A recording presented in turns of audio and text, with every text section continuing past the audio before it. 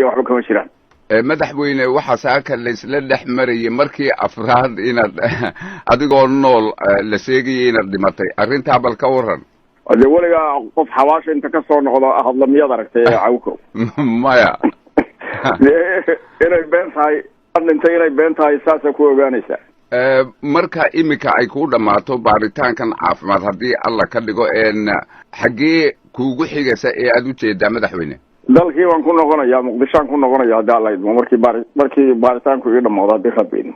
madaxweyne ra-iisul wasaarihii oo ka yimid shirkii afrika iyo yurub ay lahayd magaalada lisbon ee bortugiiska lagu qabtay ayaad is aragteen sida ad ii sheegtayna hadda ad isag fadhida muxuu kaaga warramay shirkaasi wixii ka soo baxay? wallahi wuxuu iga warramay isagiibaaba ila joogo ku doona haddaa waraysanayse maya waana uu kaaga sheekayn karaa shir fiican buu ahaa buu yidhi waxa uun ku saabsan iskaashi iyo waxwada qabsiga africa iyo yurub iyo wax ku saabsan bay ahayd.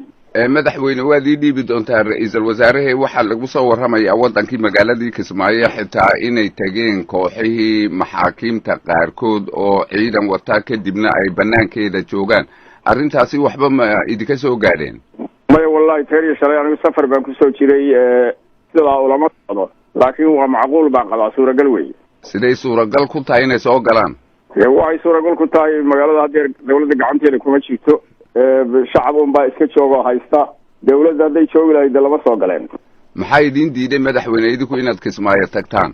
wallahi wax kale nooma diidine siyaasad ahaan waxaan rabnaa shacabka inaanaan isdirin annagu qabiil lama diriri karno waxaanu heshiisiinaynaa dabeedna nimanka meel cidlaahan iska helaynaa ee argagixisada. marka waa qabiil baa gacanta ku haya kismaayo ee dawladdu imika faraha kulama jirto? hadeer dawladdu gacanta kuma hayso runta marka loo hadlo qabiilna lama diriri karno waxaanu raadinaynaa qabaa'ilka meesha dega o dhan intay heshiisiino oo dawladda ku xidhno markaa kadib annaga iyo nimankan argagixisada ahi inaanu banaanka magaalada iska helno.